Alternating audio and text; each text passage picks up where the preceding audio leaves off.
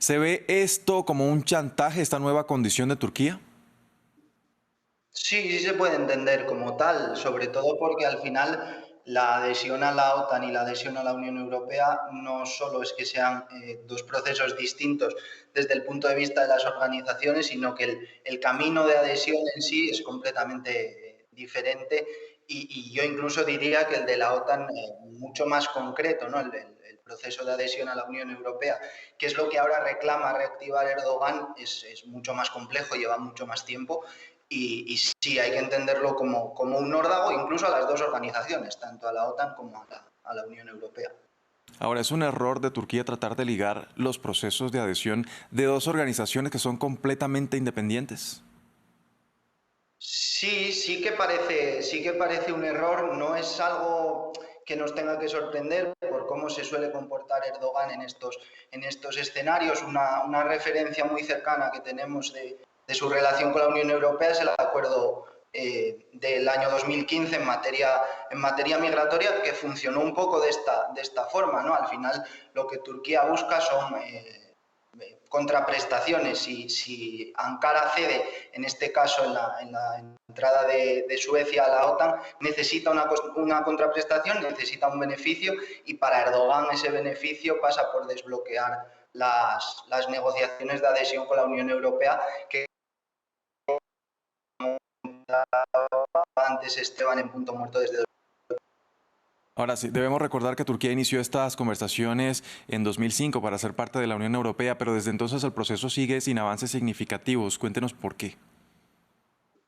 Bueno, fundamentalmente porque Turquía se está alejando de los valores que defiende la Unión Europea. El Parlamento Europeo en 2022 vino a decir que se tenían que mantener congeladas esas negociaciones precisamente por la deriva autoritaria del gobierno de Erdogan, que hay que recordar que ha renovado su estancia en el poder hace solo unos meses, con lo cual no parece que esas relaciones, que esos vínculos vayan a cambiar a corto plazo. Lo cierto es que el proceso de adhesión de Turquía a la Unión Europea es el más largo de todos los que hay o de todos los que hay abiertos. Empezó con el reconocimiento del estatus de candidato en 1999, las negociaciones, como dices, empezaron en 2005 y en 2023 están estancadas.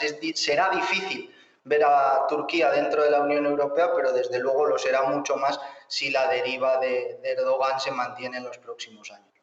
Bueno, y en cuanto a la intención de Ucrania de ingresar a la OTAN, ya, por ejemplo, los líderes como Joe Biden dijeron que Kiev podría ser parte de la organización, pero cuando termine la guerra, ya que de lo contrario esto los obligaría a intervenir de manera directa en el conflicto con Rusia. Pero ¿por qué entonces seguir enviando armas a Kiev?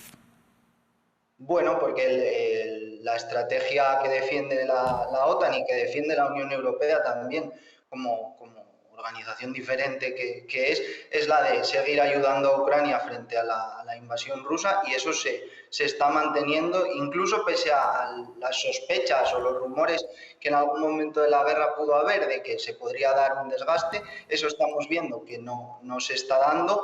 Hace un año la OTAN renovó su concepto estratégico en la cumbre de Madrid, ahora se vuelven a reunir los líderes en Vilna y el discurso sigue siendo el mismo. Es verdad que hay ciertas discrepancias en la forma, por así decir, entre algunos Estados miembros de la Unión Europea y a la vez miembros de la OTAN, de cómo tiene que canalizarse esa ayuda, de cuánto de importante tiene que ser el envío de armas frente a un intento, vamos a decir así, diplomático, pero el fondo es el mismo y es Sí. seguir apoyando.